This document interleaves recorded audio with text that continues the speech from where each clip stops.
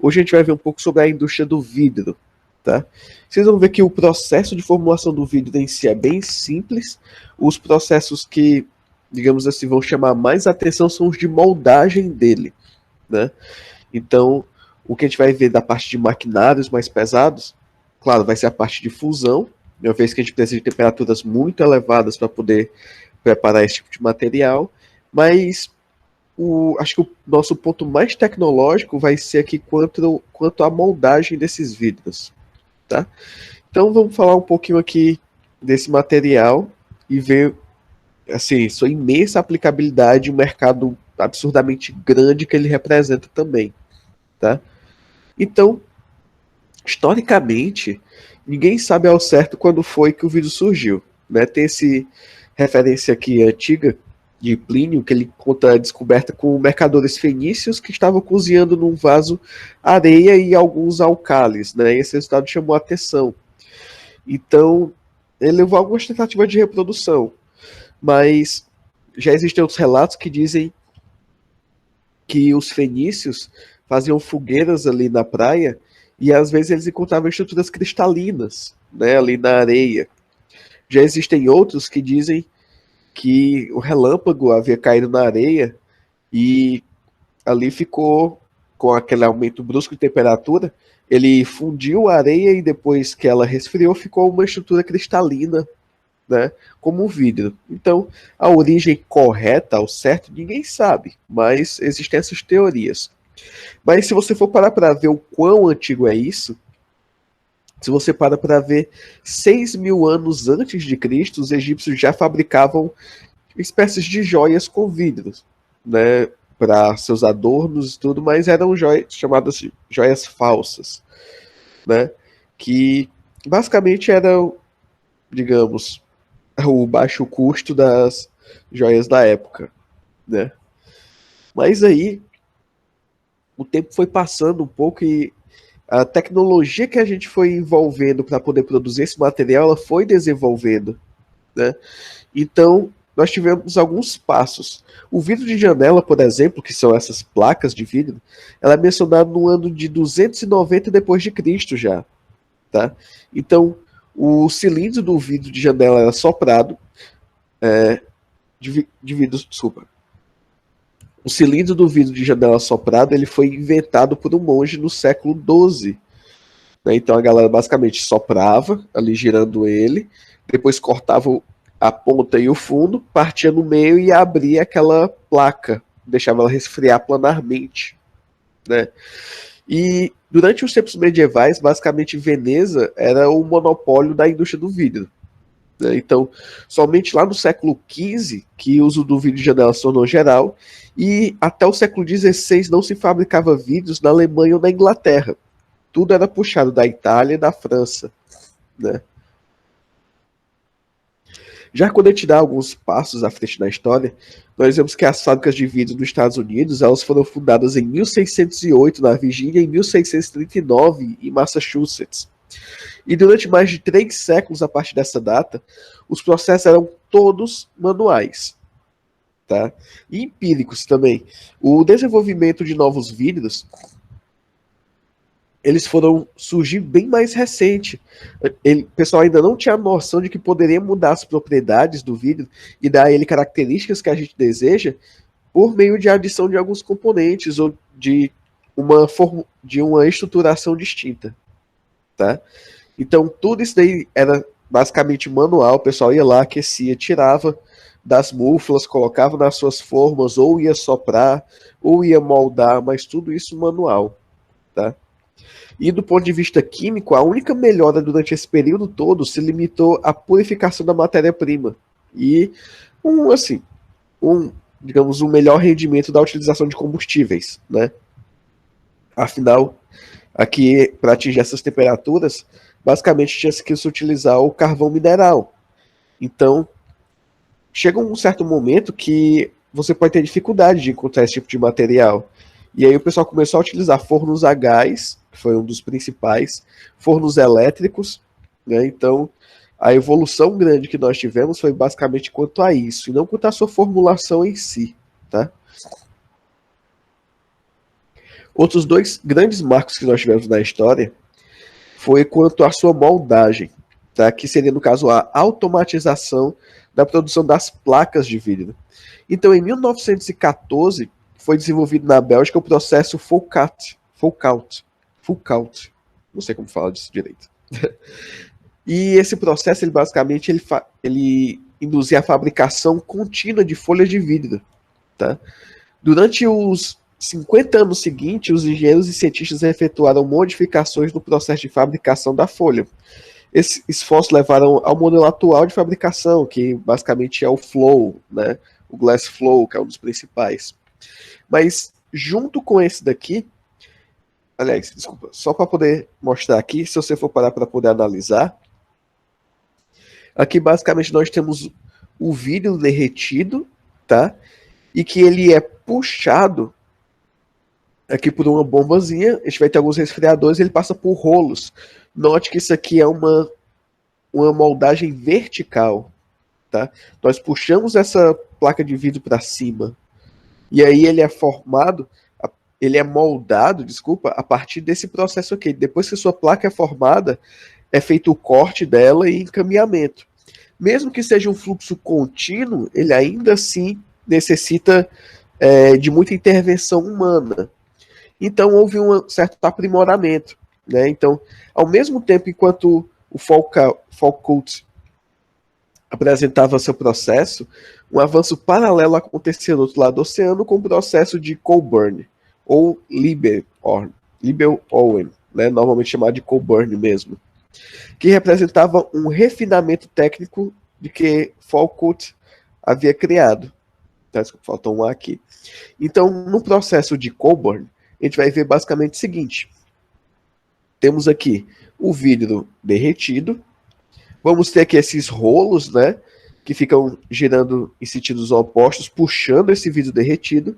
Ele passa por um sistema de resfriadores por vento, né? De ventoinhas aqui, que vão diminuir um pouco sua temperatura e diminuir um pouco sua viscosidade. Ele vai passar por um rolo principal, que vai caminhar ele a outros rolos de suporte. E aqui, como ele já é puxado, moldando por esses rolos aqui, próximo a ele derretido, e levemente resfriado aqui, ele desce nesse rolo principal e ele vai formando uma placa contínua aqui. Então esse daqui, de fato, é um processo mais contínuo do que o processo Foucault, tá? E ele exige menos intervenção humana, o que faz com que ele tenha uma maior assertividade. Quando a gente para ver os termos da indústria do vidro mesmo, nós vemos que o vidro possui muita utilidade, né? Muitas coisas distintas, seja da tela do nosso computador, da tela do celular, de um recipiente de vidro, garrafas, dentre outros. Né? A gente vai ver que o vidro em lentes também ele é muito comum e ele é muito presente no nosso cotidiano. Atualmente ele cresceu muito quando a gente fala da indústria da construção civil. Tá? É muito comum você ver não somente vidros, mas parapeito ou adornos que são constituídos de vidro. Tá? Então esse daqui é um mercado que cresce, que fora ele já ser muito grande, nos últimos tempos ele cresceu muito. Tá? Ao final eu vou mostrar os dados de mercado e vocês vão poder ter uma noção de quão grande é essa indústria aqui. Tá? Mas, como eu vinha dizendo, ele possui várias utilidades devido às suas propriedades físico-químicas, que ele pode ter uma elevada resistência a ataque químico, isso aqui é ótimo para você poder guardar vários tipos de materiais, né? Eficiência como isolante elétrico, dentre outras aplicações. Tá? O vidro é um material quebradiço, portanto existem técnicas para reforçá-lo, a fim de que possamos melhorar suas características, como ocorre com as fibras de vidro, por exemplo. E, inclusive, a produção de fibras de vidro também foi um mercado que cresceu bastante, porque ele é um material também proposto de vidro, né, basicamente silicatos, mas ele possui uma resistência e flexibilidade bem elevadas. Então, até materiais que recebem impactos mecânicos, eles podem ser caracterizados e produzidos a partir das fibras. Quando a gente fala de características do vidro, a gente tem que, do ponto de vista físico, o vidro ele pode ser definido como um líquido subresfriado, rígido, sem ponto de fusão definido, com a viscosidade suficientemente elevada, maior do que 10 elevado a 13 Poissons, para impedir a sua cristalização. Isso daqui é uma discussão que corriqueiramente é feita, tá? Existem cientistas que definem o vidro como sólido, afinal, ele possui todas as características de um sólido, né? Ele é rígido, possui estrutura definida, ele ocupa um determinado volume no espaço já também muito bem definido, e ele não é fluido. Aí já outra vertente já diz que o vidro é um fluido, porque existem casos que se o vidro ele passa muito tempo sob a ação da gravidade, ele começa a se deformar. Né? Isso quando eu digo, por exemplo, você pega uma garrafa e pendura ela verticalmente, depois de algum tempo ela pode começar a se deformar. Outras pessoas dizem que isso é uma decorrência da sua estrutura amorfa, né? Não tem parâmetro cristalino, mas a gente tem muitos outros sólidos que são amorfos também, o que não justificaria. Né? Então, isso aqui é uma das teorias que dizem isso daqui. Outra coisa interessante é que o seguinte, ele diz, o vidro não tem ponto de fusão definido, ele vai ter o que nós chamamos de temperatura vítrea. Temperatura vítrea basicamente vai ser a partir daquela temperatura no qual o material ele diminui muito sua viscosidade, mas ele ainda assim tem uma viscosidade muito elevada. E aí ele fica no comportamento entre sólido e líquido. Tá? Então, ele não tem um ponto de fusão muito bem definido, que ele vai apresentar a chamada temperatura vítrea. Tá? Do ponto de vista químico, o vidro basicamente é o resultado da união de óxidos inorgânicos não voláteis, resultantes da decomposição e da fusão de compostos alcalinos e alcalinos terrosos, de areia e de outras substâncias, como o que se forma um produto final com uma estrutura atômica, no caso amorfa. Então, basicamente, a estrutura amorfa que eu estou dizendo aqui é uma estrutura que não possui um reticulado atômico espacial bonitinho e bem organizado. Ele é basicamente uma estrutura aleatória. Eu coloquei esses dois espectros de raio-x para poder mostrar justamente isso. Ó, esse daqui à direita, você pode ver que esse espectro possui vários picos com alguns de maior intensidade, no qual a gente pode titular eles. Então, por exemplo, esse daqui, o quadradinho vermelho, né, ele vai ser dessa composição aqui de ferro. O triângulo vai ser dessa composiçãozinha aqui de cromo, mas eu sei que tem ferro cromo aqui pelos picos específicos nesse meu 2θ. Quando eu paro para poder ver uma estrutura amorfa, ele não tem esses picos bem definidos. Ele vai nem tem esse ruído, ele vai ser uma grande banda onde eu tenho aqui muita coisa misturada. Ele não possui uma definição do que é cada banda dessa. Ele, claro, pode se sobressair em um ou dois por algum aditivo, alguma coisa no meio. Mas note que aqui eu não tenho uma definição de pico, eu tenho uma banda larga. Né? Isso é proveniente da amorficidade da superfície do vidro. Ou seja, as moléculas e os átomos que compõem ele são organizados de forma aleatória. E outra coisa é que, apesar das milhares de novas fórmulas para o vidro que apareceram nos últimos anos, a gente reforça que, basicamente, nosso produto, nossa matéria-prima principal, vai ser cal, sílica, né, principalmente na forma de areia ou sílica refinada, e soda, né, que aqui pode ser barrilha, pode ser outras estruturas. Isso daqui, esses três, eles constituem 90% do vidro em todo o mundo. Tá? Isso, há 2.000 anos, é feito desse jeito. Então, ainda assim, como a gente costuma dizer, quimicamente, essa indústria ela manteve-se firme, ela manteve-se estável. Os aditivos que foram colocados nos últimos tempos, eles são tecnologias mais recentes, mas ainda assim eles são para a produção de vidros especiais. O vidro comum, ele possui basicamente as mesmas características e mesma estrutura por todo esse período de tempo, tá? Então, para a gente poder começar a entrar um pouquinho no processo de fabricação, eu coloquei aqui os moldes gerais, no qual nós podemos formular o vidro, e aí A partir daqui é que a gente vai poder distribuir eles e entrar em algumas especificações, tá? Então, o primeiro que eu até já comentei um pouco, mas ainda vou falar mais, é a questão da matéria-prima, tá? Então, basicamente, nós vamos ter inicialmente a extração da matéria-prima. Essa matéria-prima vai passar por uma pesagem para eu ter a proporção adequada, tá? E depois uma mistura entre eles, até que esse sistema torne-se o mais homogêneo possível e eu não tenha problemas na minha fusão de ter uma região com maiores concentrações do que outra, tá? Depois de todos eles misturados, eu vou colocar essa mistura no forno para que ela possa derreter, tá? E depois do forno, eu vou colocar ele em algumas estruturas de conformação ou moldagem, tá? Uma vez moldados, eu faço o recozimento, que basicamente é um condicionamento desse meu vidro para que ele possa manter suas propriedades e quebrar um pouco dessa tensão que é criada durante a moldagem. E depois eu posso fazer o acabamento, que aí vai entrar a parte de esmerilhamento, limpeza, e algumas estruturas que possam melhorar suas características físicas, tá? Desculpa, acabou ficando um pouquinho claro, mas é porque, não sei porque, na verdade, a câmera do meu celular tá dando isso aqui, tá? Mas vamos dar uma observadazinha nesse esquemograma que nós temos aí, tá? Ora, basicamente,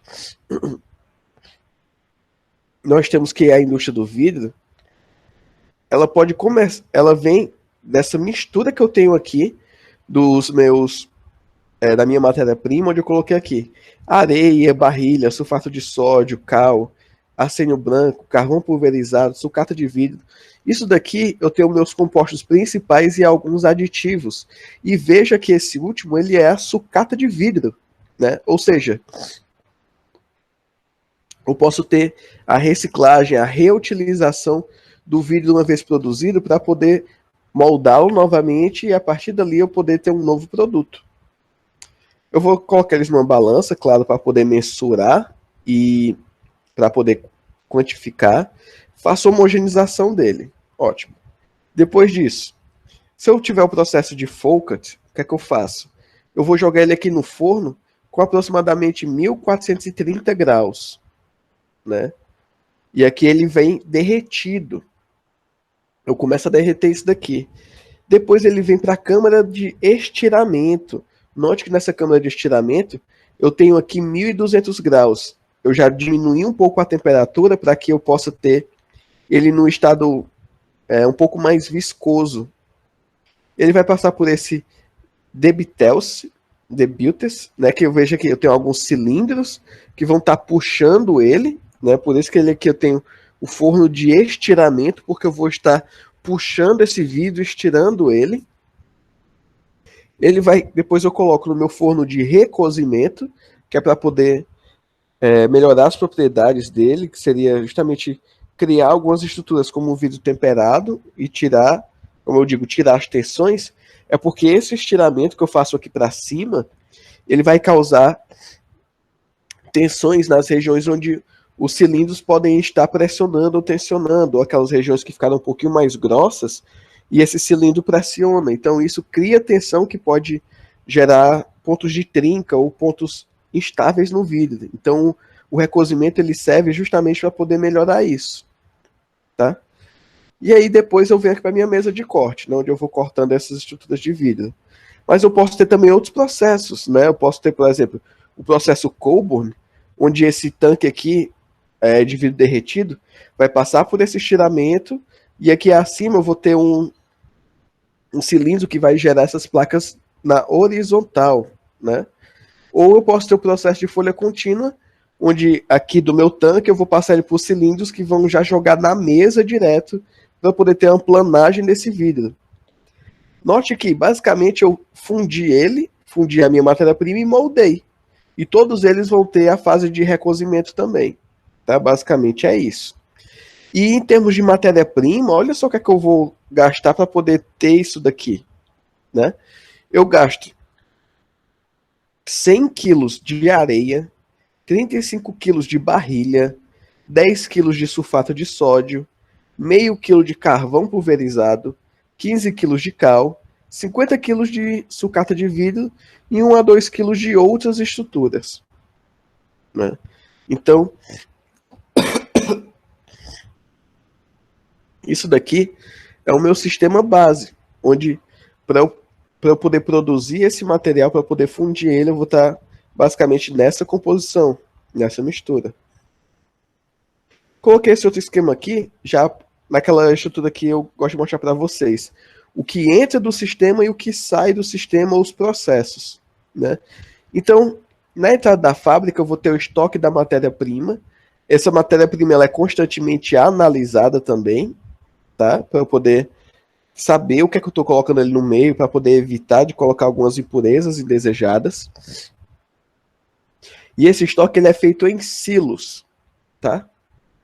Depois, eu, por meio das balanças e das minhas análises, eu posso fazer o cálculo da composição do meu vidro por meio daquela matéria-prima que eu tenho em mãos, tá? Uma vez pesado, eu posso colocar todas elas no meu misturador, que vai ser basicamente um homogeneizador desses sólidos, tá? Depois eu vou ter a chamada em forma, e aí eu vou ter a fusão, tá? Quando eu vou ter a fusão, eu posso ter diferentes métodos. Eu posso ter um método de óleo e gás, que é um dos que a gente vai ver. Posso ter um método do ar com O2, do argônio com O2, dependendo da temperatura que eu queira. Eu posso ter a fusão elétrica, né, em fornos elétricos. Isso daqui vai ter como intuito principal, basicamente, eu ter a fusão, eu liquefazer as minhas espécies. Né? E claro que ele pode liberar alguns vapores. A gente vai ver que nem toda matéria-prima ela simplesmente funde, ela pode se tornar óxidos por meio da calcinação mesmo. Então, por exemplo, a barrilha na forma de carbonato de cálcio, ou carbonato de sódio, depende se você tiver, né, principalmente carbonato de sódio, ele vai liberar CO2 quando ele sofre calcinação. Então ele vai liberar o que nós chamamos de fumos, que são alguns vapores produzidos durante essa fusão. Depois, ela vai passar por um processo de afinagem, que vai ser aquela passagem pelos cilindros, né, de tal forma que eu vou começar a dar um corpo, uma moldagem para esse meu vidro. Depois, a homogeneização e acondicionamento. E aqui eu vou ter alguns cortes que vão gerar cacos. Esses cacos voltam lá para o meu estoque de matéria-prima para novamente serem adicionados à minha fusão, tá? Mas aí depois disso, depois dessa homogeneização e acondicionamento, eu vou ter a conformação, que seria a moldagem final, o recozimento à têmpera, o controle de qualidade e depois a emissão, né? Então veja que o processo ele é bem simples, mas envolve algumas etapas que são necessárias para uma melhor qualidade e maior eficiência do processo. Coloquei aqui a composição base do vidro. Claro, os vidros podem ter composições variadas, mas isso daqui é o básico no qual ele é quase imutável. As adições do vidro que a gente vai ver, eles são basicamente algumas outras substâncias que entram numa proporção muito, muito pequena quando comparada a esses daqui, tá? Então veja que o vidro é feito aproximadamente de 73% de areia, ou óxido de silício, né? Sendo o seu principal componente. Depois eu tenho aproximadamente 14% de barrilha, que é um alcali, né, uma estrutura alcalina. Eu vou ter 11% de calcário, ou cal, como preferir, também uma estrutura alcalina. E que 2% de feldspato, que vão ser, pode ser alumínios, ferros, pode ser algumas estruturas metálicas inorgânicas, né, ou alguns outros aditivos, nada impede. Mas a composição base do vidro, ele segue essa tendência aqui. Então, no caso aqui, falando um pouco das matérias-primas, né? A areia. Quando a gente fala aqui da areia, a gente está falando daquela areia comum mesmo, areia de praia. Só que muitas vezes a gente já passa ela por um processo de purificação, com a ideia de ter um produto mais direcionado e que gere menos produtos secundários, menos material indesejado. Então, para a manufatura do vidro,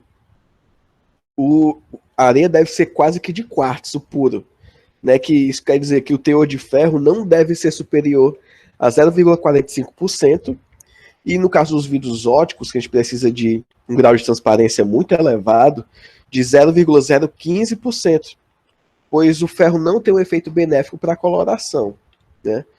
Então, a areia está aqui atuando basicamente como uma fonte de óxido de silício, que ele tem a função vitrificante. Depois a gente tem o óxido de sódio, né, o Na2O, que ele tem como origem principalmente da barrilha. Né? Se vocês forem ver, a barrilha compõe aproximadamente 14% do vidro. Né? Então a barrilha é na forma de carbonato de sódio, o Na2CO3. Porém, quando ele é aquecido e calcinado, você elimina aí uma molécula de CO2, ele vira o óxido de sódio, e aí ele vai ser incorporado à estrutura do vidro, tá? Outras fontes que a gente pode ter do óxido de sódio podem ser o bicarbonato de sódio, o sulfato de sódio e o nitrato de sódio, tá? Depois, com aproximadamente 11%, a gente tem o cal, né, ou o calcário. Então, as fontes de cal são calcário e dolomita calcinada, que aí nós podemos ver que quimicamente a estrutura dele vai ser na forma de CaCO3, MgCO3, tá? Esse minério aqui que é a dolomita. Essa última induz o MgO do banho, que garante a resistência ao vidro para suportar mudanças bruscas de temperatura e aumento da resistência mecânica, ou seja, quando você tem a adição de óxido de magnésio no seu vidro, isso vai dar características a ele de maior resistência a variações de temperatura e de resistência mecânica. São os vidros temperados, no caso a têmpera com magnésio, tá? O feldspato, ele tem uma fórmula geral de R2O, Al2, 6SiO2, tá? Onde R2O pode ser tanto o óxido de sódio, que é o Na2O, ou o óxido de potássio, que é o K2O. Eles são baratos, puros e fusíveis. A função na fórmula é dar resistência mecânica ao vidro. Então veja que aqueles 2% de feldspato que nós tínhamos, fora a adição de mais óxido de silício, que é um dos compostos principais, ele também adiciona o óxido de sódio ou de potássio, que nós vimos que é um composto altamente necessário, né, no vidro, mas ele também vai estar injetando ali algumas quantidades de alumínio, tá? Para poder dar características de resistência mecânica ao vidro. Um outro que eu coloquei aqui, que ele não faz parte da composição principal, mas eu achei muito interessante de comentar, é o bórax, tá? Que ele é um aditivo, digamos assim, um ingrediente menor, que ele pode fornecer também ao vidro Na2O, né? E óxido de bórico. O óxido bórico, ele é bem interessante no vidro porque ele vai dar algumas características de interesse comercial, né? Então, embora esse óxido bórico ele seja raramente utilizado em vidros planos, o vidro de bórax tem índice de refração maior que qualquer outro. Então ele é conhecido como... Desculpa. Ele se torna um vidro óptico muito valioso. Quando você para poder ver, por exemplo, vidros de lentes, o bórax, ele acaba incorporando ali essa característica de refração e você consegue produzir, digamos assim, lentes com maior ângulo focal ou com maiores distorções com menor finura. Né? Não precisa ser aquele, no caso de óculos com grau elevado, não precisa ser aquele óculos que o pessoal chamava de fundo de garrafa, aquele óculos grosso, né? Pode ser um óculos mais fino, mas com índices de refração bem maior. E eu coloquei aqui também o sulfato de sódio, tá? Que há muito tempo ele é aceito como ingrediente secundário, e além de outros sulfatos, como de amônio, bário, eles são encontrados em todos os tipos de vidro. Basicamente, ele é um aditivo que serve para poder remover o que a gente chama de espuma no banho de vidro, tá? Quando você vai fundir a matéria-prima para poder produzir o vidro, algumas vezes ele pode produzir uma espuma que ela é altamente prejudicial, tanto ao processo como a quem está fabricando, né? Então, Normalmente adiciona esses sulfatos para tornar essas espumas mais solúveis e fazer com que elas não ocorram, né? Você dá ali uma quebra na tensão superficial do vidro também, evitando a formação dessas espumas, tá? Então, o sulfato de sódio tá aí junto com outros sulfatos, é um aditivo para poder evitar esse tipo de processo, esse tipo de formação. E quando a gente fala de matéria-prima, a gente fala um pouco também da própria sucata de vidro, né? Porque a sucata, ela é muito reutilizada. O vidro ele é praticamente 100% reaproveitado, tá? Então, quando você pega os resíduos de corte da produção, quando você pega vidro que foi quebrado na produção, quando você pega até o próprio vidro que vem de recicladores, né? Aquele material ele é quebrado em pequenos pedaços e adicionado novamente na formulação do vidro, tá? Então, ele é muito interessante da gente poder trabalhar nessas situações. Então, o resíduo de vidro, ele é proveniente das sobras de produção como rebarbas, de qualquer rebarbas aqui duas vezes, né? E refugos.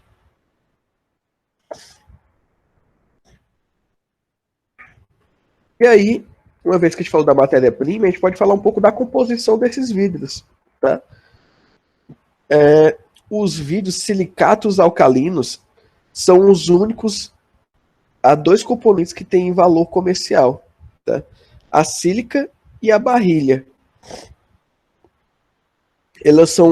Essa sílica e a barrilha, elas são fundidas e o produto são os silicatos de sódio, cuja formulação basicamente vai ser Na2O, SiO2, tá? Que aí vão ter 4 moléculas de óxido de sílica.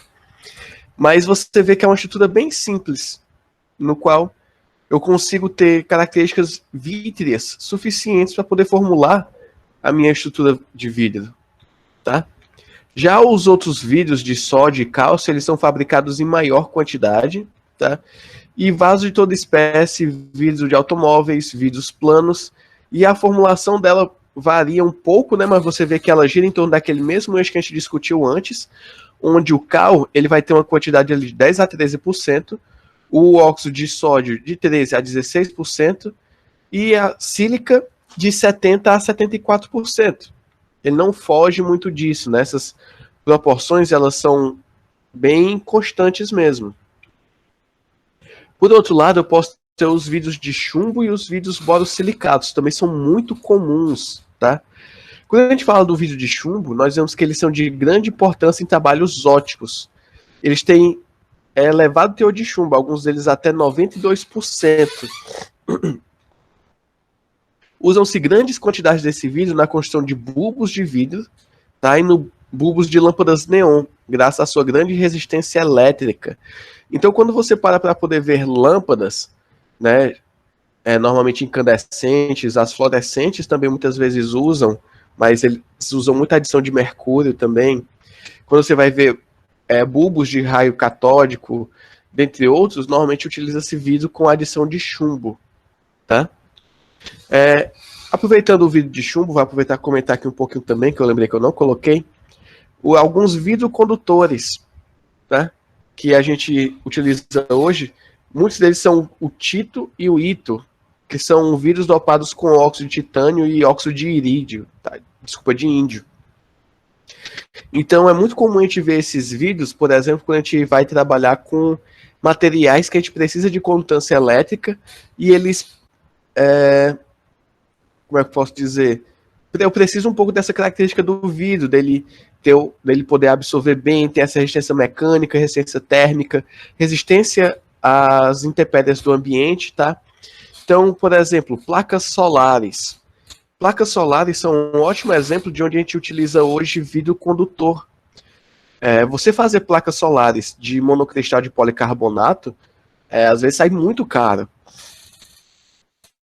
E aí, para você poder baixar o custo operacional disso, se utiliza o vidro condutor, né? Esses que eu comentei. E aí isso baixa bastante o custo e torna a aplicação desse tipo de material muito mais viável economicamente, tá? Mas dando continuidade aqui.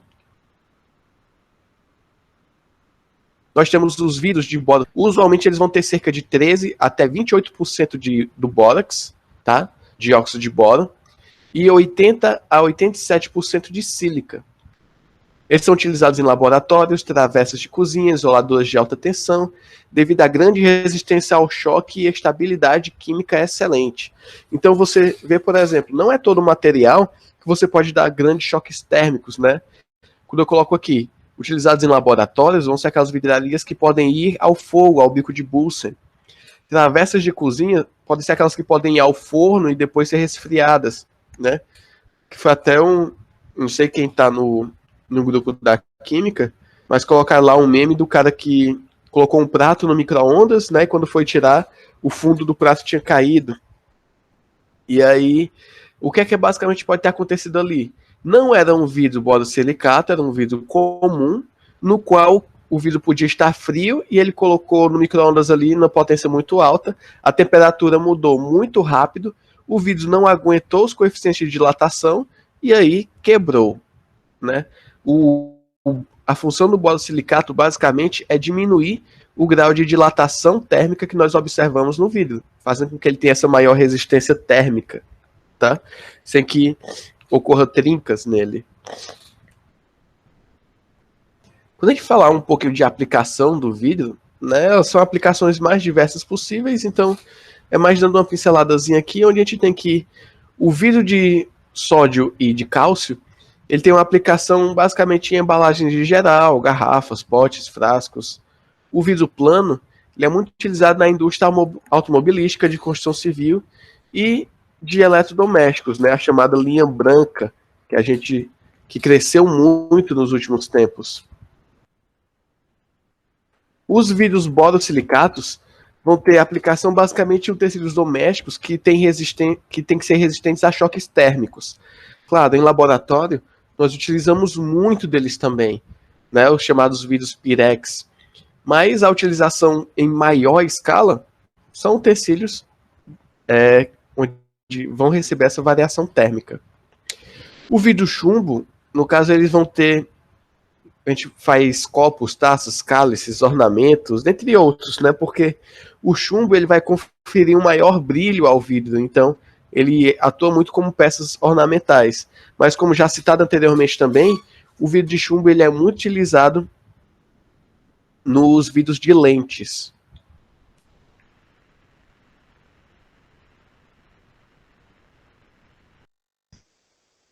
E pote para alimentos, frascos e garrafas para bebidas, produtos farmacêuticos, higiene pessoais e muitas outras aplicações, né? Quando a gente fala de embalagem de vidro, isso aqui vai infinito e além. Então, a utilização do vidro para embalagens é uma das mais antigas e frequentes aplicações para o vidro. Por ordem de consumo, a maior utilização é do setor de bebidas, principalmente com cervejas, seguida pela indústria de alimentos e logo após produtos não alimentícios, sobretudo farmacêuticos e cosméticos. Então é extremamente comum, se você for no mercantil e você procurar onde nós vamos ter as estruturas de vidro, nós vamos observar principalmente no setor de bebidas, né? E claro, aqui diz principalmente cerveja, porque o consumo dela é superior aos outros. Mas quando você vai ver bebidas alcoólicas de forma geral, nós vamos observar ali que nelas são utilizadas essas embalagens de vidro, né? Mas aí, logo em seguida, nós vamos ter a indústria alimentícia também, onde a indústria alimentícia é muito comum nós vemos potes, copos, dentre outros, né? O famoso copo de requeijão, de geleia, os potes de azeitona, que eles vão ter essa estrutura. Por que normalmente eu não coloco azeitona em embalagem metálica? Né? Antigamente se fazia isso. Olha, porque a azeitona pode produzir micro-organismos muito rápido se não tiver uma boa vedação, se tiver um impacto na lata, se você não tiver um bom recobrimento de estânio. Então, normalmente utiliza-se vidro para elas. Tá? E claro, quando você vai ver a indústria farmacêutica, basicamente todo o líquido que você vai pegar, né, na indústria farmacêutica é em uma embalagem de vidro, a não ser aqueles que são menos agressivos, como soros fisiológicos, micro-organismos, né, dentre outros. Tá? Mas, basicamente, da parte de Vidros para embalagem, esses vão ser nossos temas principais.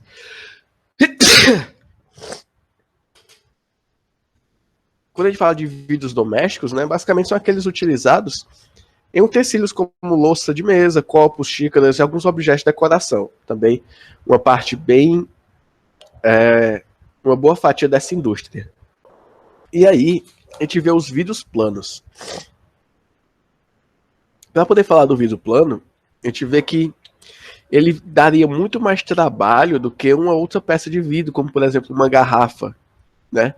Garrafa, assim como o plástico que a gente viu algumas aulas atrás, ele pode ser moldado por sopragem. Então você coloca ali o molde da garrafa, sopra ela, ela expande e assume aquele formato, né? No caso de placas, nem tanto. Eu já preciso de alguns processos de cilindragem, como a gente viu antes, né? O projeto Four-Coat, o processo Coburn, entre outros. O Glass Flow, né? Mas, basicamente, no vidro plano, a gente vai ter um processo um pouco mais bem trabalhado, mas a sua aplicação ainda assim é gigantesca também. O MR veio crescendo muito nos últimos tempos. Então, o chamado vidro plano, ele é fabricado em chapas e eles são consumidos principalmente na construção civil, seguida pela indústria automobilística e moveleira, depois da produção de espelhos e um pequeno percentual para múltiplas outras aplicações. Então, você vê que hoje o vidro plano ele está como foco principal a construção civil. Se eu tivesse pelo celular aqui, eu virava minha câmera aqui para vocês, mostrar para vocês aqui eu estou vendo pelo menos 5 vidros planos da construção civil. No parapeito, janela, né, portas. Então a construção civil começou a dominar esse ramo aqui, porque esteticamente eles são muito bonitos, né? Em termos de resistência, você pode colocar alguns aditivos nele para que ele tenha uma resistência mecânica muito elevada. Você pode ter ali materiais, aliás, você tem materiais que têm resistências químicas muito elevadas. Você cria um fator estético muito bom, fora que você pode atribuir propriedades a ele, né? Então é muito bacana isso. E aí você vê que a indústria automobilística, né, principalmente no uso de retrovisores, de vidros laterais, de para-brisa, moveleira, né, onde também é muito comum nós vermos móveis com estruturas de vidro ou de vidro mesmo, né? E aí algumas outras aplicações de forma geral, tá? Além dos vidros translúcidos, um outro tipo de vidro plano chamado impresso ou fantasia atende em menor quantidade também o mercado da construção civil. Vários outros setores vêm aumentando seu consumo de vidro, como a indústria moveleira e o dos eletrodomésticos na chamada linha branca, no caso fogão, geladeira, micro-ondas. É muito comum hoje em dia você ver, por exemplo, fogão com tampo de vidro, né? Então, hoje é muito comum. Antigamente se usava vidro só ali na porta do forno, né? Hoje no próprio tampo em si. Micro-ondas também, vidros, dentre outras, né?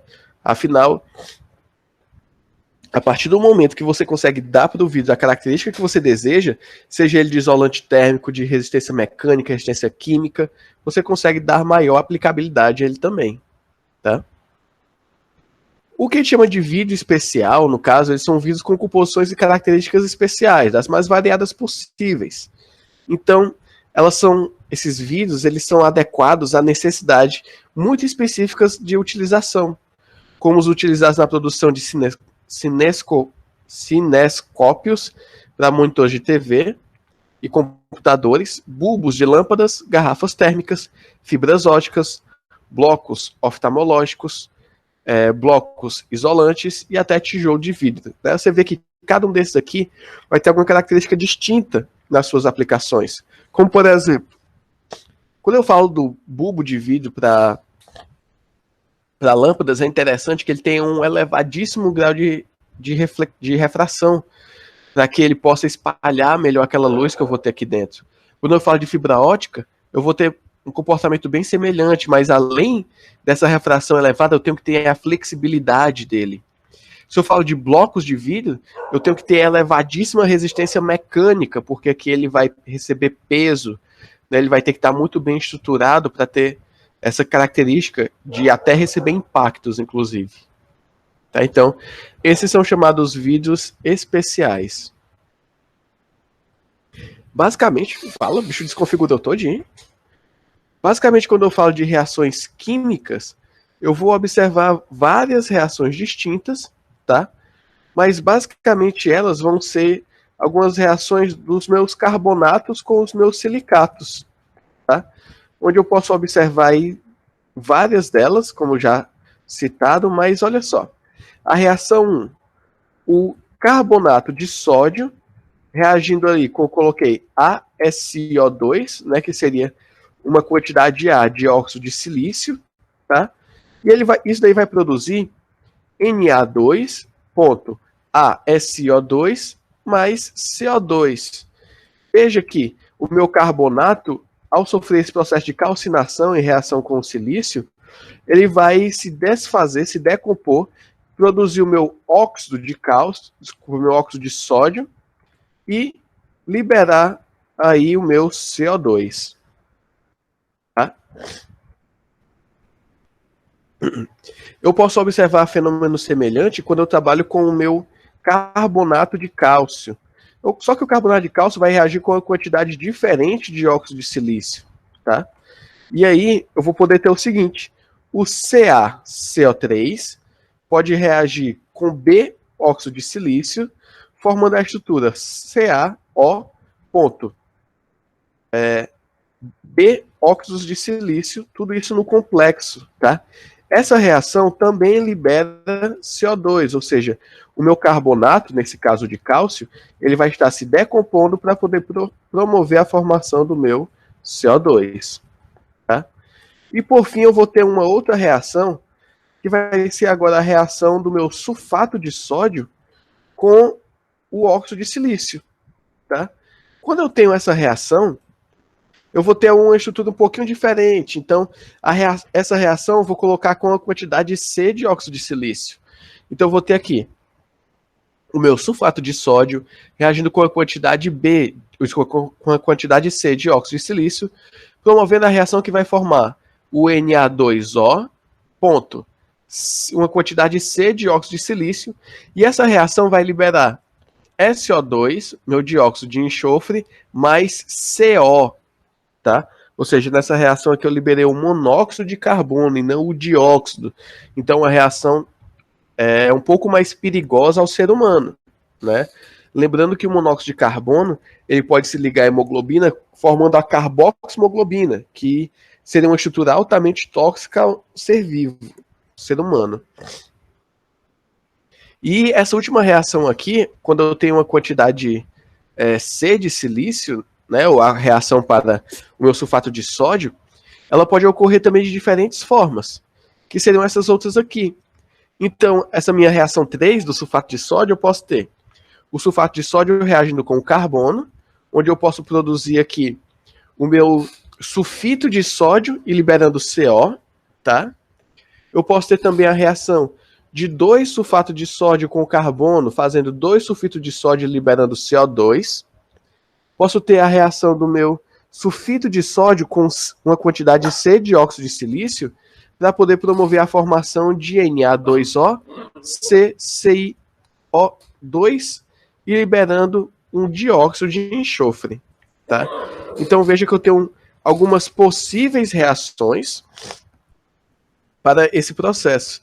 Quando você vai parar para ver, no meio eu vou colocar o meu óxido de silício e meu sulfato de sódio. Porém, eu tenho reações paralelas, como por exemplo o carbono, que pode estar no meio da decarbonatação, que eu posso ter anteriormente, ou o próprio sulfito de sódio reagindo com o óxido de silício, ou seja, a minha reação gera um produto secundário, e esse produto secundário reage com uma das matérias-primas principais. Tá? Então, eu posso ter essas alterações nas minhas reações do meio. Nessas reações químicas, eu tenho que essas reações elas não têm uma razão molar muito bem descrita. Normalmente, assume-se que essa razão ela vai ser do tipo de 1 óxido de sódio para 1,8 óxido de silício. Tá? Isso daqui é empírico, ela não segue proporções molares, não proporção de massa. Tá? Não existe no vidro reação química. tá? Pois o material é essencialmente uma mistura sólida, amorfa de vários componentes. Ou seja, a fusão, ela na verdade não promove uma reação química no vidro, na formulação do vidro. O vidro é a mistura. Ele pode promover a calcinação dos carbonatos, fazendo com que eles virem óxidos, tá? E fazer a fusão desses óxidos de tal forma que eu possa moldar eles, tá? Mas não chegar a promover uma reação química em si. No vidro, não. Somente nos carbonatos.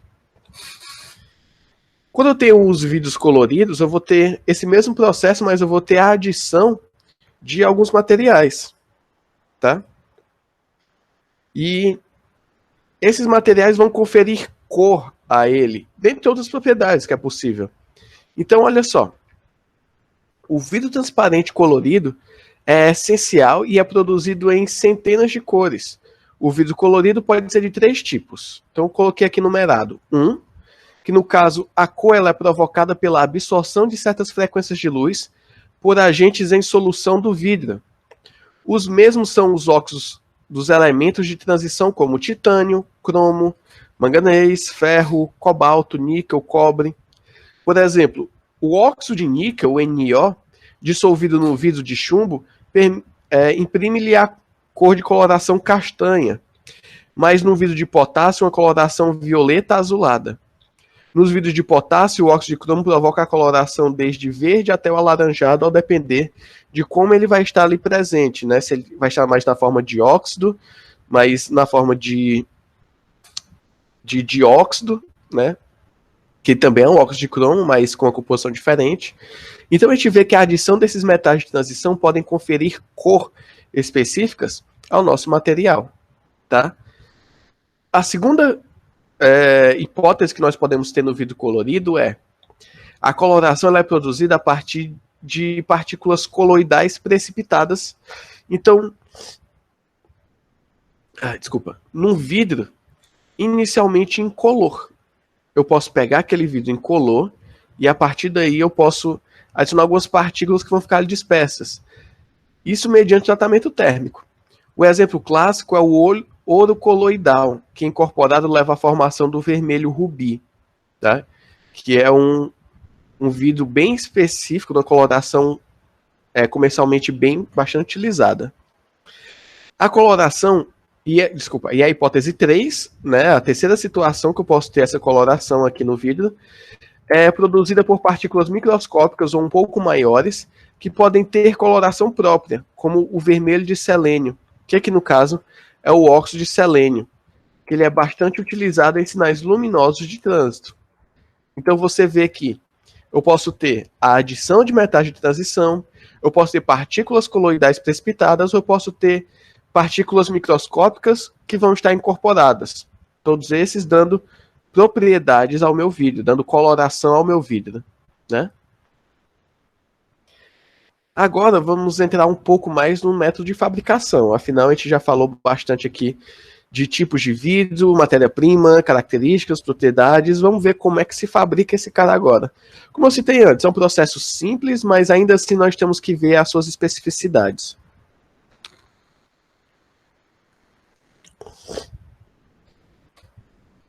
Então, o processo ele pode ser dividido basicamente em 4 etapas, tá? Nessas 4 etapas eu posso dividir eles em fusão, conformação, moldagem, recozimento e acabamento. Onde a fusão basicamente vai ser aquecer a mistura da matéria-prima até o estado fundido, ou seja, até ele ter um comportamento líquido, né? Mesmo esse líquido tendo uma elevadíssima viscosidade, que é consequência da temperatura vítrea, ele ainda assim tem algumas características de sólido, tá? Como, por exemplo, a resistência a impactos bruscos é uma característica de sólido, né? Mas é um líquido de elevada viscosidade. Eu vou ter a conformação moldagem, que basicamente é o dar o meu formato desejado. Aqui vão ter uma infinidade de técnicas que a gente vai ver. Depois o recozimento, que é eu reduzir essa tensão gerada na moldagem, né? Dentre outros processos que eu posso fazer aqui, como dar como eu posso dizer, melhorar a finura dele, dar um acabamento um pouco melhor, e e a parte mesmo de acabamento, que seria limpeza, esmerilhamento, lapidação, dentre outros, né? Isso aqui já é a parte final da produção, já para deslocar o meu produto final ao consumidor. Então vamos falar um pouquinho sobre cada uma dessas etapas, tá? E entrar em mais detalhes sobre elas. O primeiro aqui no caso é a fusão, né? Então na fusão existem basicamente dois tipos de forno que nós podemos ter, que vai ser o forno de cadinho com até 2 toneladas de vidro que pode ser derretido ali, e o forno tanque, que é constituído de tijolo refratário com capacidade de até 1.400 toneladas de vidro fundido, tá? Quando eu digo forno de cadinho, basicamente vai ser uma estrutura como essa. Claro, aqui está reduzido, né? Mas eu posso ter outros muito maiores. Onde eu vou ter aqui um cadinho de algum material que aguenta elevadíssimas temperaturas. Pode ser um cadinho cerâmico, né? Pode ser um cadinho metálico, mas aqui tem que ser um metal muito específico para isso. Mas aí, basicamente, esse cadinho, ou esse recipiente, ele é imerso num tanque, ele é imerso num forno, no qual ele vai ser aquecido a temperaturas muito elevadas, né, em torno de 1.400 graus Celsius, 1.450, para que ele possa derreter. Então, depois disso, você pega o material desse cadinho e despeja onde você deve despejar, tá? Nós temos também o de forno, né, o de tanque, onde é como se fosse uma mufla. Você coloca, ele é um forno que vai ter suas paredes de tijolo refratário. E ele consegue, que no caso é uma parede cerâmica, né? Então, nesse caso, você vai ter ali, seja uma resistência, seja uma alimentação por gás, seja uma alimentação por combustível, óleo, você promove ali aumento da temperatura e depois despeja ele onde você deseja, né?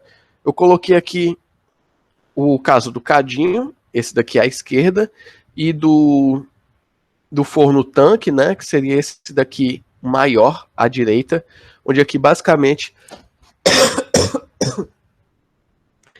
eu tenho uma estrutura que no seu interior é tijolo refratário e ele consegue aqui aumentar sua temperatura dentro do meu sistema. Coloquei aqui até uma imagem no interior dele, ó, para vocês poderem ver, tá? Isso aqui é o interior de um forno tanque, tá? E aqui ele desligado, aqui ele começando a ser aquecido, tá? Então, o mais utilizado na indústria são chamados fornos regenerativos, e eles operam em 2 ciclos, com 2 câmaras de regeneração. As fumaças da combustão, depois de ceder calor ao vidro fundido, elas descem por uma camada de empilhamento cerâmico atingindo até 1.583 graus Celsius. Tá? Então aqui eu vou ter 2 câmaras. Uma para poder eu ter a injeção dos meus combustíveis e da minha que vão aumentar a minha temperatura na sua combustão, e o outro que vai ser justamente a saída dos meus gases que são promovidos durante a fusão. Tá? Como a gente viu, esses gases podem ser principalmente o CO, o CO2 e o SO2. Tá?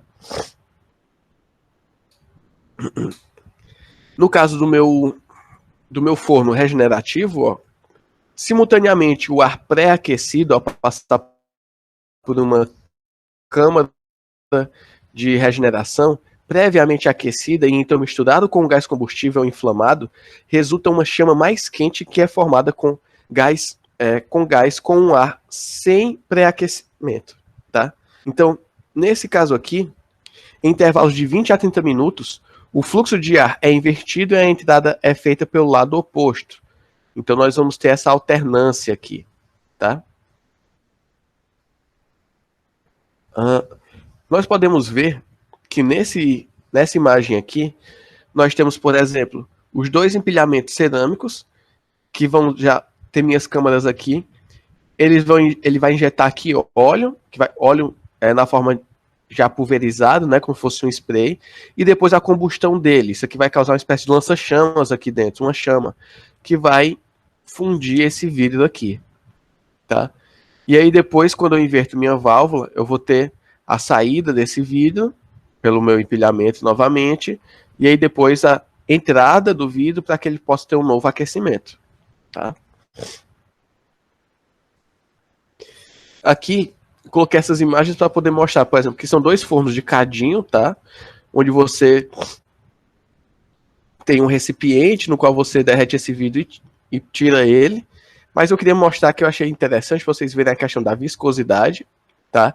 Note que esse material vítrico ele está ao rubro, né? Ele está com aquele vermelho incandescente devido à sua elevadíssima temperatura. E note que mesmo ele tendo, como eu disse, alguns comportamentos de líquido, ele tem alguns comportamentos de sólido. Note aqui o corte que o cara faz com a tesoura nesse vidro. Ó. Ele corta-se linear e torna-se incontínuo, né? Características de um sólido, tá? Então, é sempre aquela discussão que nós temos do ponto vítreo, né? Da transição líquido-sólido. Depois nós temos que o vidro foi fundido, né? Ele foi derretido. Depois disso, a gente pode fazer a conformação ou a moldagem dele. Como eu disse anteriormente, esse aqui vai ser o processo que nós vamos deter mais atenção, porque é justamente nesse caso que nós vamos ter um maior emprego de tecnologias e técnicas diferenciadas.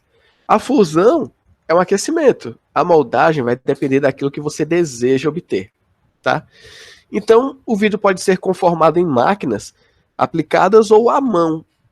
Durante esse período, o vidro se transforma num líquido viscoso, de um líquido viscoso a um sólido lípido. O ajuste das máquinas é o fator primordial e um desafio para os engenheiros cada vez mais melhorar seu processo. Tá? Por muito e muito tempo, como eu mostrei para vocês, o processo que nós temos de moldagem era feito à mão. Né? Só lá na base do século XVI foi que a gente começou a observar a formulação das primeiras máquinas para poder fazer a cilindragem desse vidro, para poder estar transformando ele em placas, para poder mudar um pouco esse processo, né? Que seria basicamente esse daqui, ó. Eu passo aqui aquela minha massa vítrea por cilindros, né? Que elas vão planificando o vidro, e depois aqui eu tenho um resfriamento para poder tornar ele sólido novamente. Mas por muito e muito tempo, o processo que eu tinha é nesse daqui, ó. Pegava ali o meu vidro, moldava ele na mão, podia ser puxando com alicates, podia ser soprando com tubos, né? A gente viu que a técnica de sopragem de vidro surgiu no século XII. Então, por muito e muito tempo, era isso aqui que existia, né? Hoje, evoluiu muito o processo. Então, o vidro de janela, naquele vidro plano que a gente comentou, olha só como é que é interessante. O vidro de janela ele era fabricado por um processo manual que colhia uma gota de vidro na extremidade de uma cânula e a transformava mediante sopro em um cilindro. Então você ia soprando ali, girando, até virar um cilindro. Depois disso, as bases do cilindro eram cortadas, o cilindro partido em 2 e aquecido no forno para se planificar. Olha que interessante a técnica dos caras, né? Então, a gente viu que lá, desde o ano de 290 depois de Cristo, a gente observava os vidros de janela, os vidros planos, e a técnica utilizada basicamente era essa, da produção de cilindros. Só que o negócio foi evoluindo um pouco, né? E nós tivemos o processo Foucault, que basicamente é uma câmara de estiramento que é feita num vidro de um tanque de fusão, onde o vidro é puxado na vertical mediante uma máquina de puxar, né, como a gente já havia comentado o processo. E um outro método de planificação do vidro e obtenção desse vidro plano, né, o vidro de janela, por assim chamado, o método Coburn, ele baseia-se na mesma mecânica, mas com a cilindragem horizontal, né, um aperfeiçoamento do método, onde eu tenho um sistema aqui mais contínuo, onde eu não preciso estar interferindo o tempo todo na minha mesa de cortagem. Aqui eu já tenho uma planificação com auxílio gravitacional, então muito mais fácil e favorável de acontecer. Eu posso ter também as chamadas chapas de vidro, tá? O vidro de janela, por assim dizer, ele tem que ter uma espessura um pouco maior, ele tem que ser um pouco mais resistente. Então, as chapas de vidro, eles têm que ser um pouco mais refinado, por assim dizer, né? Então o processo é um pouco diferente. E aí a gente vai ver que Basicamente, o vidro é fundido num forno contínuo grande e a matéria-prima entra por uma das extremidades do forno e o vidro fundido a temperatura de mais ou menos 1.600 graus Celsius passa pela zona de resfriamento e sai pela extremidade oposta. Tá? Isso aqui no fluxo contínuo, tal qual o processo de Colburn. Tá? O vidro ele escoa entre dois cilindros laminadores resfriados à água, formando uma fita de vidro que é puxada para baixo sobre uma série de roletes menores resfriados, que giram em velocidade ligeiramente maior do que os cilindros laminadores. Claro, afinal, se eles são menores, tem que girar no sentido uma velocidade maior para poder compensar os seus tamanhos, né?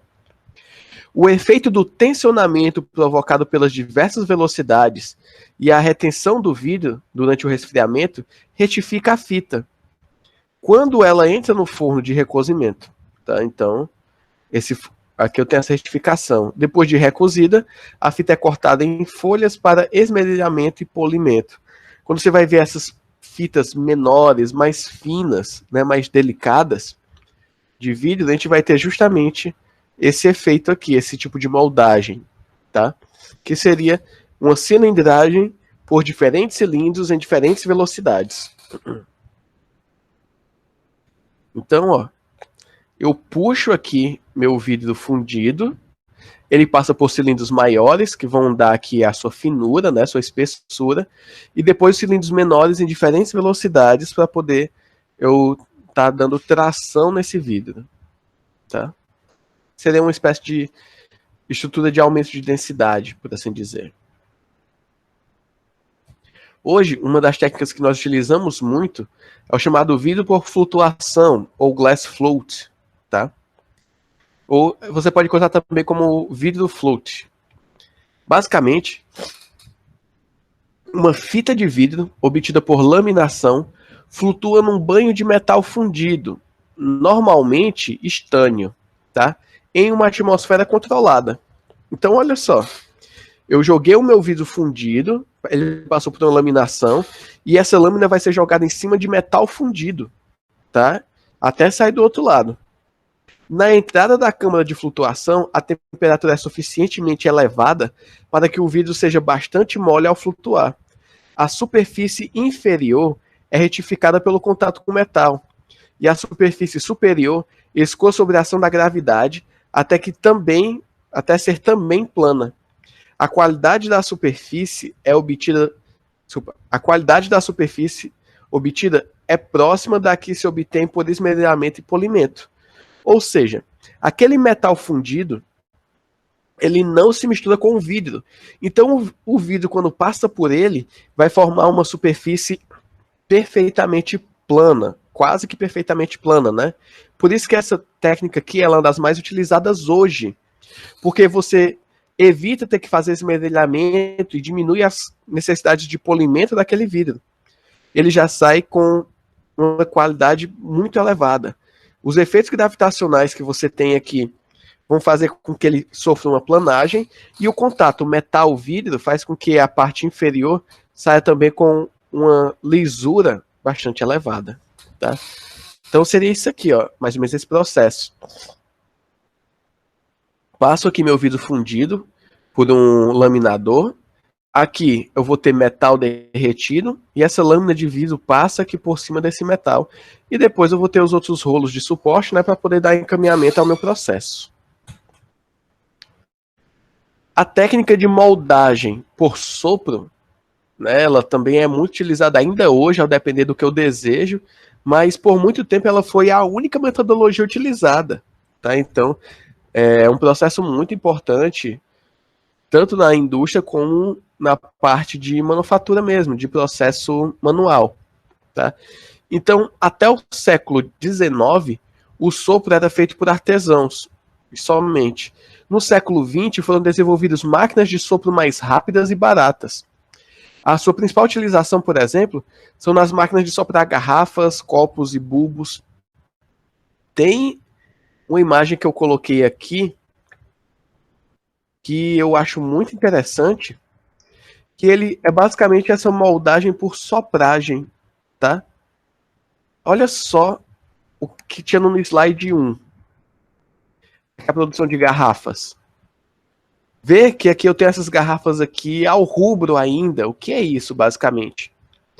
Aqui, isso aqui é uma máquina no qual eu coloco um pouquinho de vidro fundido numa forma.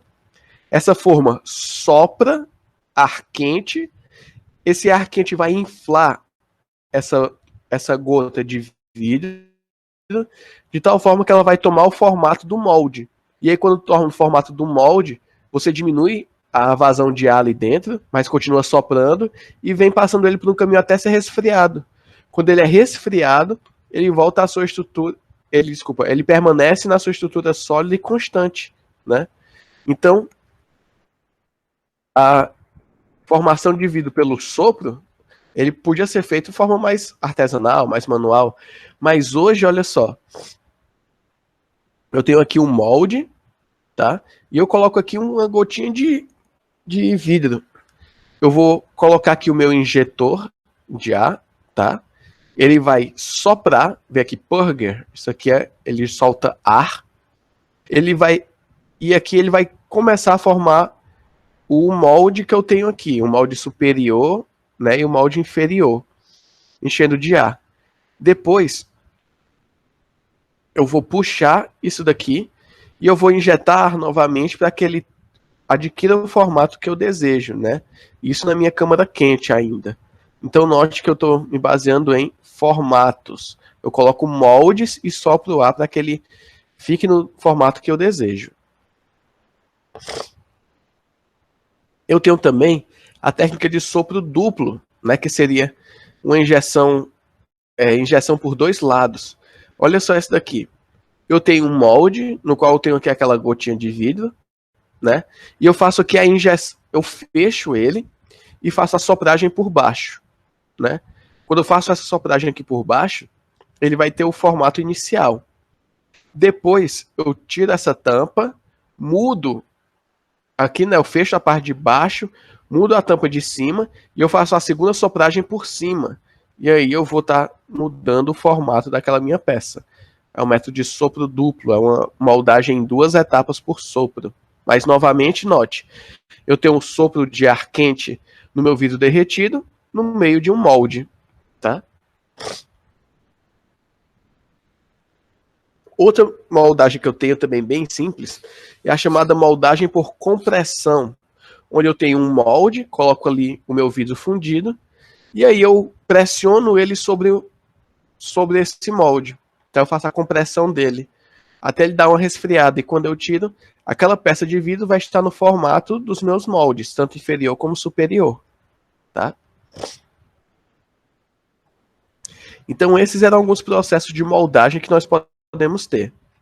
Agora eu vou falar um pouco sobre o processo de recozimento, né? Como eu disse, é um processo que, independente da moldagem que você faz, nós fazemos o recozimento justamente para poder melhorar a qualidade daquele vidro, principalmente fazer com que ele diminua sua capacidade, diminua a probabilidade que ele quebre ou que ele sofra alguma fissura quando tensionado ou quando sob tensão.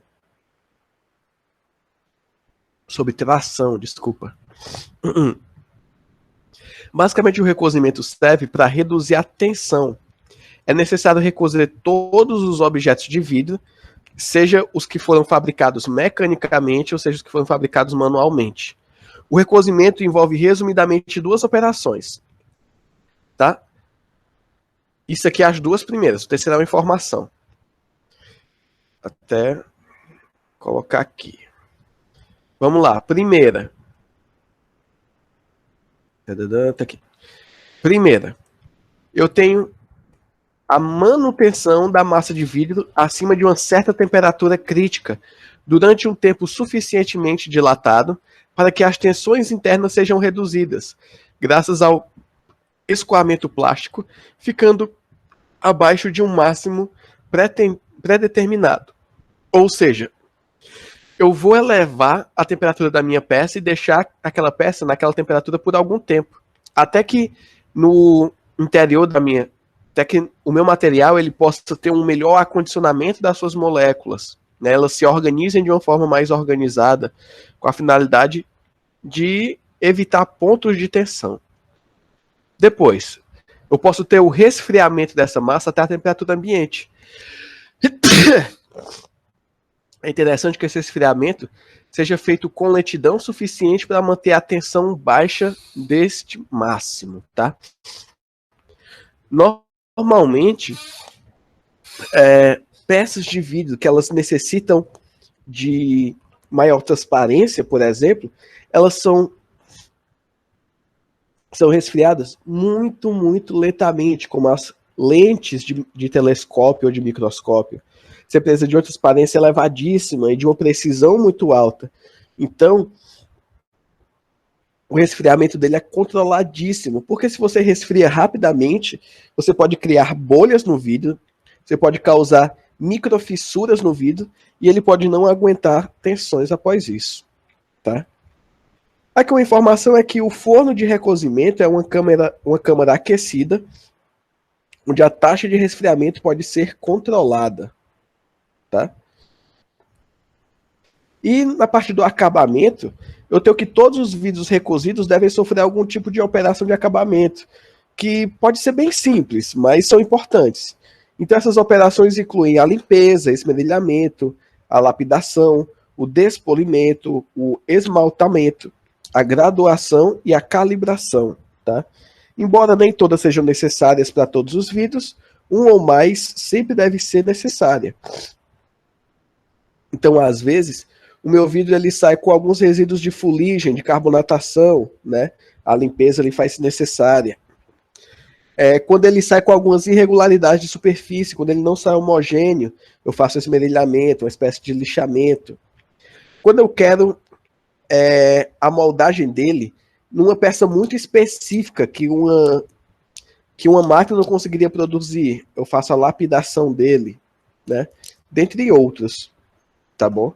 Então o acabamento já é aquela parte do produto final mesmo, assim, que eu vou ter. A última etapa antes do consumidor pegar, digamos assim. E aí, uma vez visto a parte operacional, né, a gente viu a matéria-prima, a gente viu as características do vidro, a gente viu propriedades, a gente viu o processo de produção, os diferentes processos de moldagem. Eu acho interessante sempre falar do mercado, né? Como isso aqui é importante, o quanto ele movimenta na economia. Então, eu peguei os dados na Abra Vidros, Associação Brasileira de Vidros. Essa revista aqui saiu ainda esse ano, tá? Então é bem interessante a gente pegar dados bem atualizados, mas olha só. Capacidade nominal de produção de vidros planos, tá? Aqui, claro, a gente pegou algumas indústrias que são cadastradas, as maiores, mas a gente pode ver aqui que houve uma crescente na produção de vidros, aqui quando a gente fala de 2018 para cá, né? Note que normalmente é uma quantidade bem constante, ó. 2014, 15, 16, a quantidade foi bem constante. 17 teve uma leve diminuição, podemos considerar como uma constante também, tá? Em 2018 ela caiu um pouco, mas 2019, 2020, 2021, note que a produção é constante também, porque as indústrias elas têm a capacidade de operar no máximo de sua produção, sempre. É um processo contínuo, eles não precisam estar parando a produção. Se você for parar para ver aqui, o máximo que pode acontecer é você ter algum problema no forno, que facilmente pode ser resolvido. Você pode ter algum problema nos cilindros, que também facilmente é resolvido. É uma indústria de uma constância muito grande, tá? Então você vê que a produção é elevadíssima, de 7.530 toneladas por dia, né? Quantidades absurdamente grandes e produções bem contínuas mesmo.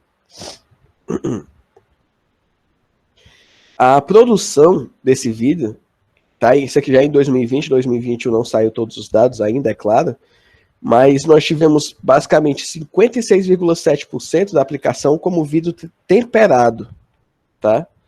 Esse vidro temperado aqui, ele vai ser justamente aquele vidro que pode aguentar as intempéries do tempo, variações de temperatura brusca, vai ser quimicamente mais estável, não vai ter muita absorção de raio UV, então 56,7% da produção foi para vidro temperado, tá? 27% para espelhos, 21,1% para laminados, 7,4% para tampos e 0,5% para insulados. Isso aqui são tipos específicos de vidro especial, tá? Uma parte bem interessante, né, o faturamento de vidro processados, no caso aqui em milhões de reais por ano, tá? Então, aqui já são dados que você vê de 2018, 2019, 2020. É interessante dizer o seguinte: o setor registrou crescimento de 2 dígitos no faturamento pela primeira vez desde 2013, refletindo a alta demanda pelo material, registrado especialmente no segundo semestre do ano. Então, ó, a gente pode ver aqui vou analisar logo o total. Em 2018, a indústria do vidro movimentou 4 bilhões 774 milhões. Quando a gente vê já 2020, né, a indústria do vidro movimentou 5 bilhões 203 milhões de reais. São números bastante expressivos. Veja que nós estamos falando da casa de bilhões, né? O Brasil, como a gente já é cansado de falar, é um país que geograficamente tem uma expressão continental. Ele é absurdamente grande, né? Então, devido a isso, é muito comum que eu consiga pegar esses meus materiais, minerar essa minha matéria-prima em grande quantidade em diferentes regiões. O que favorece muito, nós temos um grande produtor mundial de vidro, tá? Aí eu coloquei aqui a balança comercial que nós podemos ter, que basicamente são as variações de importação e exportação. Quando a gente para poder ver essa barrinha laranja, ela é o quanto a gente importou em quilos, tá? Desculpa, em toneladas. A barrinha azul é o quanto a gente exportou. E embaixo é o saldo, né? Então note aqui o seguinte: quando a gente para poder ver essas referências, nós importamos muito mais do que exportamos, infelizmente. E aí nós podemos ver que ao longo do tempo nós fomos equilibrando um pouco essa balança comercial dos nossos vidros, né? Em 2013 nós importamos em torno de 707 toneladas e exportamos só 71 toneladas.